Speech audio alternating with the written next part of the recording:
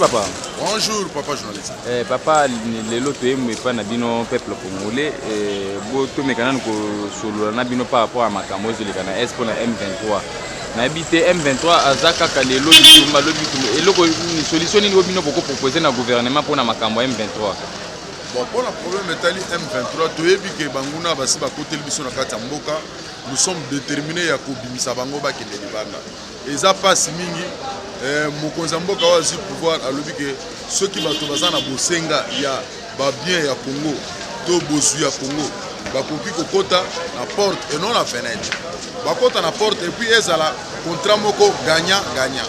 Mais tozoka moi bande ko na biso ba M23 bakangami na est bato bazokufa tongo pourquoi tozolela mingi mais armée na biso congolaise ezali déterminé pona ko foudre bango nyonso dehors tomoni lisusu nzela ya MONUSCO comment peuple ye moko azwi ba décision balobi tango tokokoma na mayele tango tokozwa conscience tokomona ke ba na kati ya mboka MONUSCO na kati ya est azosala eloko moko te yango moni peuple atelemi alobi ke bakende batikela biso mboka na biso parce que bango balobi bazo protéger biso mais bato bazo kufa tongo pourquoi protection ni bango bazo sala pour le peuple congolais yango wana to sengi na bandeko na biso M23 to yoki ndeko mwa otako loba il y a 2 jours passés soit disant porte-parole na bango asa ko réclamer eloko bazo benga négociation mais mokonza mboka betaki loboko na mesa soko oyebi ke oza mopaya okotaki na mboka na nzela ya fenêtre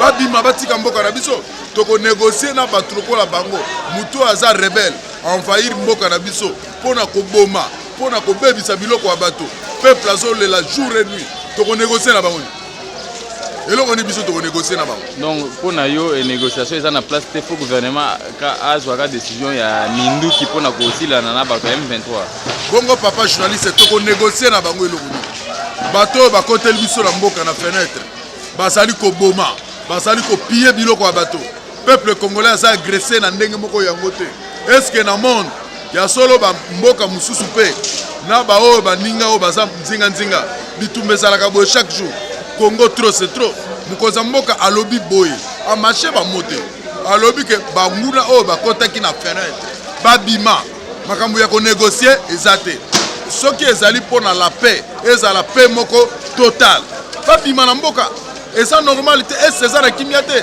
biso tozolela jour et nuit bato bazosala mabondeli bato bazolela nzambe pona nini kaka Congo pona nini kaka Congo pona nini kaka Congo mais bazoboma biso. Ça va, merci beaucoup papa. Sikoyo nakoloka na pesa pe numéro Papa bonjour. Bonjour papa. En tant que peuple congolais les lots tomoni mboka na biso agressé par M23 solution nini oyo ko proposer na gouvernement pona osila na ba rebelle ya M23 bazo mboka na biso makasi. Papa solution nga onga la koloba lelo biso tozo accuser neti Rwanda mais OK soko landi biso na peuple rwandais toza ba famille toza sika moko to lire sika moko ezali problème ya bakonzi bafanda batala source côté likambo oyo ezowuta so bafandi batali source côté likambo oyo ezowuta j'espère que solution ekozwama pour lelo nde tozomona bazwa natala na film natali ndeko mwasi bazokata sexe vraiment ça me fait mal lelo bakonzi na biso tovanda soki eza Rwanda bato bagresa na biso soki ezali biso moko pe tozaka moi tosala makambo ya sincere ya kobombama tofanda tolukela yango solution c'est facile susi na ngai ezali biso tozala kimia barwandais pe bazala kimia toyebake awa ya biso kuna ya bango soki ye aye pa na biso ezala pe problème te biso toke pe pa na bango ezala pe problème te susi na biso ezali wana ke likambo wana esila bandeko na biso bakufi mingi susi na oyo eza ke bakonzi bafanda basolola balukaki bayeba nani place problème ezouta wapi susi na ngai eza wana bavanda bayeba problème ezouta wapi soki eza pe ya molili ya kobombana basala tout badécouvrir yango tozwa yango solution eza ngo te likambo ke ya guerre biso na Rwanda tobunda eza wana te ezali likambo ya kovanda tozwa yango solution. Merci beaucoup. De masusi na ngai eza wana. Merci beaucoup.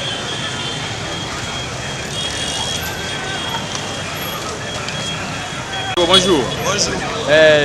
Bon, en tant que peuple congolais, na évité solution ni yo ko pesa gouvernement to président na biso pour na ko silisa likambo M23. Pour na ko silisa likambo M23 ndeko nanga eza nango likambo muke. Parce que toyebaki à l'époque M23 akangaki est na mobimba. Akomaki na niveau économique même ba gouverneur na ye. Mais lelo M23 afandi kaka na mwa territoire moko au place M23 fandi. Pona ko silisa likambo etal M23 eza je muke. Ya liboso ezali ko s'occuper na ba militaire na biso. Ko pesa ba ba équipement ya makasi. Ya ko bunda nango pona ko libérer mboka na biso. Parce que M23 naza makasi. Ozo mona ba militaire na biso baza na ba arme malonga te.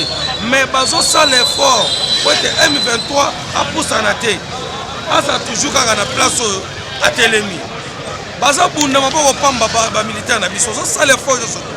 Mais toujours pesa merci na chef de l'état. Oyo lelo fongoli misu. Alobi mboka nanga na kotika la kofanda kimia te. Soki mboka nanga eza occupé na moi pays moko muke lokola Rwanda. Oyo aza sima ya M23 azo soutenir bango. Tokobenga M23 te parce que so bikeno Rwanda azo soutenir M23 eza lokola ba Congolais baza soutenir na Kagame. Mais wana baza ba Rwandais. Ba mi pesi Congo M23 parce que M23 ezala sou. Mais grâce à Fachi Beton, lelo tomoni Fachi akoti na Russie. Abi Russie apesa biso ba arme. Oyo tokobunda pona kobengana M23 na mutu na bango sponsor na bango oyo azali barbarie mais c'est Kagame. Likambo wana ekosila kala te mboka na biso koza libéré, kala te mboka na biso parce que Russie apesi biso 5 avions oyo tokobagare nango na niveau ya est na biso. Mais avant bavion ekita awa Fachi asengi réforme na kati ya armée ti na la police. Likambo M23 ba Congolais nazoyebisa bino partout esika bozolanda biso bozala kimia boyebakeno FARDC na biso bilombe netumba bazobunda mpona mboka na biso ube Bunagan ekozala libéré kala te avec Fachi Beton. Donc na mokuse toko retenir ke lobi mpona kosila na silisa likambo M23 il faut bapesa armée na biso minduki oyo eza efficace mpona kobunda nango na est na kosokipe na bacondition ya ba soldat na biso. Yango wana nde eza mutuya pona ba soldat na biso. Merci beaucoup. OK. Bonjour. Bonjour. Bon, lelo te pa na yo en tant que peuple congolais, to moni est na biso eza na bitumba. To oyo tozo butisa mai pa M23 na habité en tant que congolais, ceux qui lelo batuni yo pesa na moi idée to ba solution yo ko pesa na gouvernement pona siseka mo yo ko proposer nini. Idée na ngai ya liboso na pesi ba nyonso mbote. Idée na ngai ya liboso o na koki kopesa na gouvernement na biso pe na chef de l'état.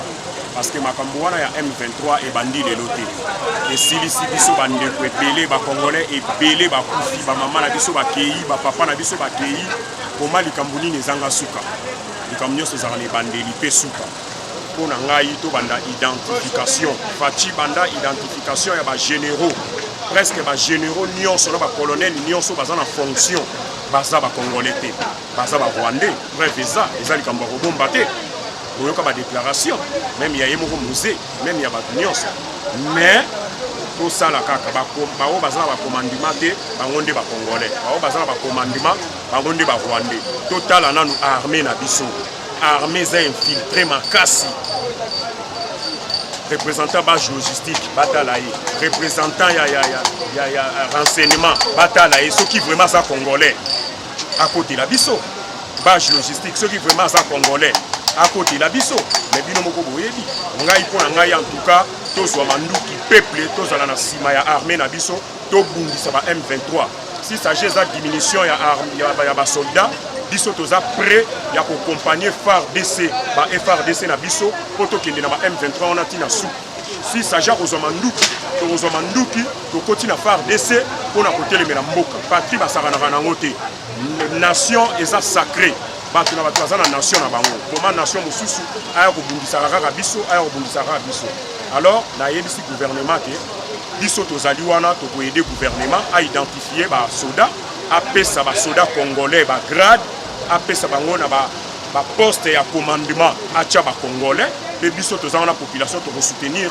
et que FARDC et que ba congolais pe to kobunda parce que soda so azo bunda pour biso ba population civile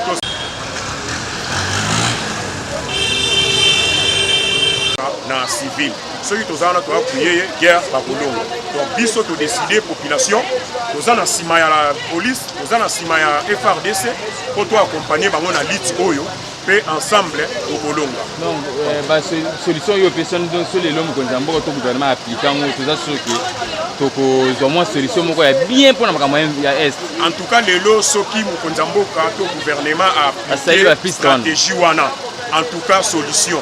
Ngayo na soye bisabino naza mobilisateur to yebi ba place nini to reçoit batte.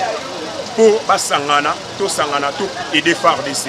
Soki to sangani Rwanda eza pays mokie biso toze belé to l'équipe on a makambo nyonso so na bandi kotanga na superficie na ba mai na ba population na ba commando FARDC bango mayebi ndenge général Mayela kendaka ti na kati ya Rwanda baza bat bako sakana na biso te c'était une infiltration wana to ndimi yango ezaki infiltration mais lokola Fachi beto mwana mboka ye biso tozo kuye parce que azana no congolais parce qu'il y a boy tribalisme donc baspect nyonso population asengaka Fachi azosala soko kweli kambo ayoki mawa kaka ndenge congolais par rapport au tozalaki nango bato mosusu nde babomi biso basali biso mabe alors tosengi na président de la république pesa biso confiance na biso topesa confiance biso population toza toujours na sima na yo toza toujours na sima FARDC pe tokolonga guerre wana. Merci beaucoup. Bonjour. Papa, en tant que peuple congolais, nayebi oza quand même na connaissance ya makambo to na esambo na biso. Nazoye ba vraiment malamu la telango du jour. Papa na quand même makambo to na est na biso je pense ndenge M23 aza na kati ya kobundisa mboka na biso so lelo mokonza mboka vandi alobi ke peuple congolais nyonso apesa mwa proposition na ye mpona totala ndenge nini tokosilisa likambo ya M23 oyo kopropose nini na gouvernement to na président na biso mpona kosilisa likambo ya M23. Proposition nanga vraiment ezali premièrement na commandant suprême la force armée congolaise oto bengele no Fachi Béton yende mukasimbi bateau de commandement ya force armée congolaise